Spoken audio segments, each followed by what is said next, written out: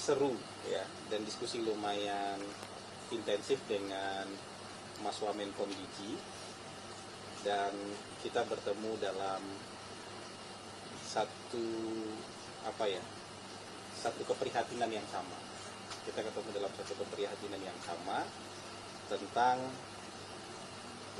kondisi ruang digital kita saat ini, terutama informasi-informasi yang beredar, termasuk juga informasi yang beredar soal pemerintahan. Kami beberapa waktu ini memang memantau, teman-teman Komdigi juga memantau, bahkan jumlahnya kalau di Komdigi itu ada, tentang konten-konten yang berisi DFK, disinformasi, fitnah dan kebencian, yang makin ke sini itu nggak hanya makin serius tapi makin profesional, ya, makin profesional. Dan ini bisa saja tidak hanya membuat kegaduhan tapi juga meresahkan, bisa memecah belah bangsa, bahkan bisa menghambat pembangunan kita. Kantor PCO sebenarnya sudah membuat semacam cek fakta. Teman-teman juga ada yang pro kontra lah dengan cek fakta yang dibuat oleh PCO. Tapi maksud kita membuat cek fakta itu adalah untuk meminimalisir dampak dari disinformasi, fitnah, dan kebencian. Dua yang terakhir yang kita buatkan kontra DFK-nya, mungkin teman-teman juga lihat, adalah kan pernah ada Ibu Menteri jadi korban deepfake, dan itu memunculkan kemarahan yang luar biasa. Padahal Ibu Menterinya dibuatkan deepfake-nya palsu lah, tidak ada ngomong begitu, tapi kemudian, dan ini tapi kebencian kayak gini kan ditumpuk terus menerus. Jangan dipikir kalau sudah selesai satu masalah kemudian udah hilang begitu aja, dia kan menumpuk terus menerus tuh. Atau ada kemarin ada teman dari sebuah pusat studi bilang, gaji pejabat ini nggak bayar pajak katanya. Bupati, gubernur, menteri, presiden itu nggak bayar pajak gajinya katanya. Ini kan penyesatan. Dia nggak deepfake tapi dia ngomong beneran, tapi ini juga penyesatan dan diberi panggung lagi terhadap penyesatan-penyesatan. Padahal aturannya jelas kok. Peraturannya jelas kok bahwa semua pendapatan, kan kita nggak cuma gaji. Semua penghasilan yang kena pajak ya pasti akan dipotong pajak gitu. Kecuali yang gajinya tidak kena pajak, kan memang ada yang PTKP, penghasilan tidak kena pajak. Nah, konten-konten seperti ini ada mungkin puluhan ribu. Dan itu mendapatkan reaksi beragam juga di masyarakat. Dan kalau hanya sendirian kita menghadapi ini, nggak mungkin kita hadapi. Sejauh ini konten DFK-nya kantor komunikasi mungkin baru 62 tema, sementara tiap hari produksinya banyak sekali. Makanya kita apresiasi sekali sama teman-teman media yang sudah punya kanal serupa, yang sudah juga punya kanal cek fakta. Dan buat teman-teman yang belum, kita juga mendorong teman-teman media yang belum punya kanal cek fakta juga membuat kanal yang serupa, kanal cek fakta. Supaya apa? Supaya makin banyak orang yang terjun di ranah ini, supaya nggak mungkin satu pihak nih, karena ini produksinya bisa ratusan, bisa ribuan per hari. Dan kalau hanya satu pihak, dua pihak saja yang mengcounter ini, nggak akan cukup waktunya.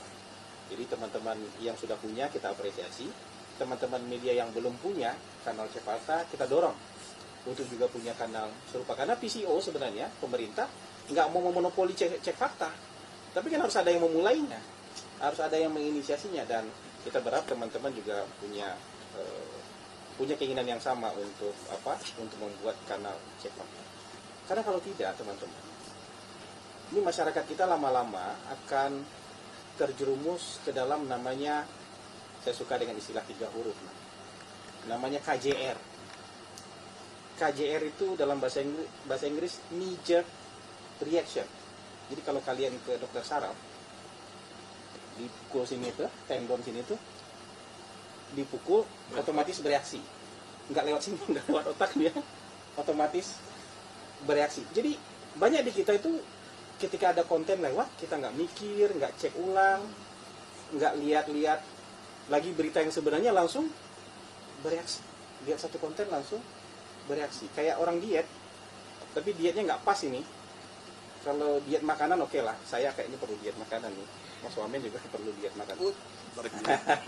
Tapi diet berita, diet informasi, jadi yang dilihat cuma videonya aja tanpa dilihat sumbernya kredibel apa enggak, yang dilihat judulnya saja, nggak dibaca beritanya. Diet, jadi yang dimakan judulnya aja, beritanya nggak dimakan gitu. Kadang-kadang kan judul kan juga kadang-kadang dipoles sedemikian rupa supaya menarik kan gitu. Jadi, nah itu keprihatinan kita. Nah, tadi kita ketemu nih dengan Komdigi. Kalau kita misalnya tidak bersinergi, tidak hanya pemerintah tapi juga dengan teman-teman media, bangsa kita pasti akan terpuruk ke dalam perpecahan kebencian. Karena materi-materi materi-materi yang membuat emosi ini ternyata laku, cukup laku gitu, cukup laku, banyak peminatnya. Dari itu tadi knee-jerk reaction itu, bereaksi tanpa pakai mikir gitu. Begitu udah lihat, oh ya udah, apalagi kontennya kebencian terhadap pemerintah, udah langsung marah-marah aja. Kayak konten-konten misalnya waktu demo di Pati dibilang ada yang meninggal, kantor kita udah langsung ditanya tuh, bagaimana pendapatnya demo di Pati ada yang meninggal. Kita udah, nah ada yang meninggal, kita cek sana sini, ternyata nggak ada yang. Nah ini kan bahaya. Itu kan dilakukan biasa untuk menyulut emosi, atau demonstrasi bilang ini sudah begini, ini sudah begini, ya ini yang dipukulin, ini begini. Jadi bahkan sekarang dengan kecanggihan teknologi, tiap sebentar kena konten AI kita. DPR dibikin penuh, tapi semuanya AI, ya. Terus demonstrasi di mana dikira seolah-olah ada di Jakarta, ada deepfake, ada AI, ada komen-komen pakai bot. Jadi kalau satu konten langsung diramein juga pakai komen-komen kebencian di bawahnya. Nah ini tadi kita tanya kita diskusi dengan teman-teman Komdigi sebagai regulator di ruang digital yang juga punya instrumen untuk menegakkan enforcement lah di ruang digital itu bagaimana. Jadi itu tadi yang hasil diskusi kita dengan Wamen Komdigi, dan sangat produktif sekali. Dan Mas Wamen tadi juga ternyata punya temuan keprihatinan yang sama, sehingga ini harus dijalankan sama-sama. Jadi penyadaran, edukasi dijalankan, ya, konten-konten yang meluruskan dan sifatnya edukatif kita jalankan, tapi penataan ruang digitalnya tetap harus dijalankan juga gitu. Tadi dari Mas Wamen disampaikan kepada kita. Mungkin itu dari saya. Teman kita juga mendorong teman-teman media untuk melakukan hal yang sama. Jadi kalau misalnya sudah bersatu di internet itu kan sebenarnya bisa dicari dengan kata kunci, bukan dengan mencari kanalnya, tapi bisa mencari dengan kata kunci. Jadi untuk bisa memeriksa itu. Nah kalau misalnya semakin banyak juga cek fakta, nanti platform AI juga akan bisa menangkap itu dan menyimpulkan bahwa ini adalah hoax, ini bukan fakta. Misalnya teman-teman tanya ke Gemini, karena dia sudah banyak kanal yang dia kumpulkan, dia akan bilang ini tidak benar.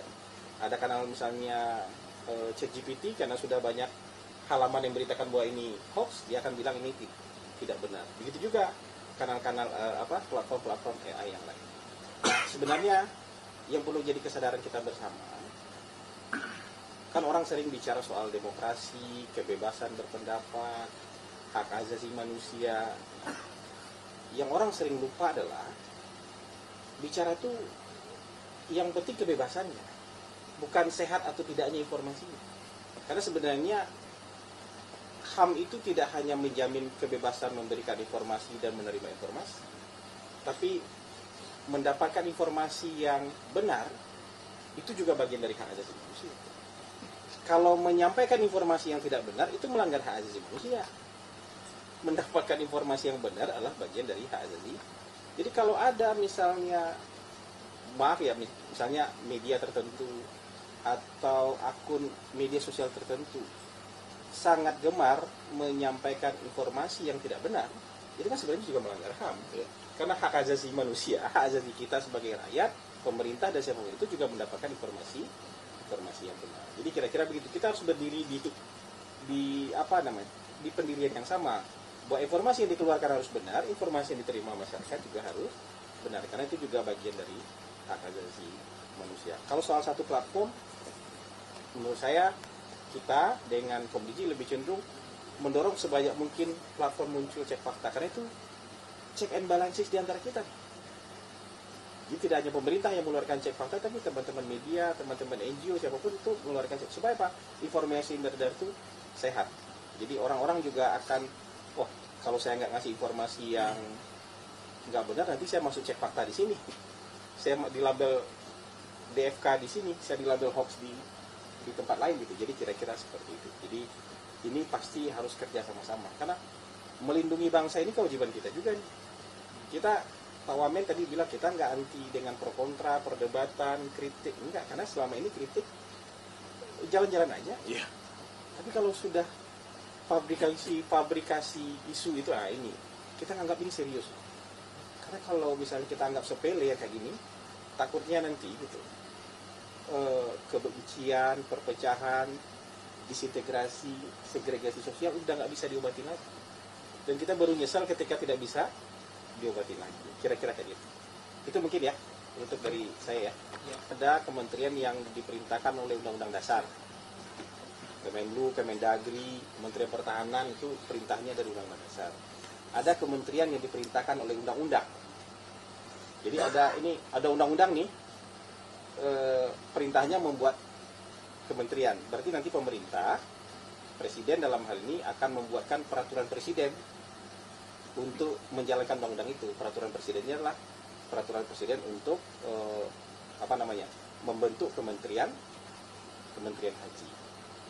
Jadi, apakah kepala sekarang akan otomatis jadi menteri, itu biar presiden yang tentukan. Tapi yang jelas presiden akan membuatkan peraturan presiden yang baru untuk menjalankan undang-undang, membentuk kementerian haji. Kira-kira gitu.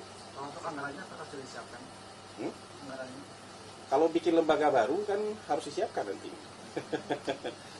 Sama kayak bikin PCO kan, harus disiapkan juga. Bikin lembaga baru harus disiapkan. Kalau yang dua badan, apakah sudah disiapkan anggarannya? Dua badan? Oh iya. Masih terkait dengan apa? Disinformasi. Yang jelas nanti informasi ini kan juga harus otoritatif. Ya.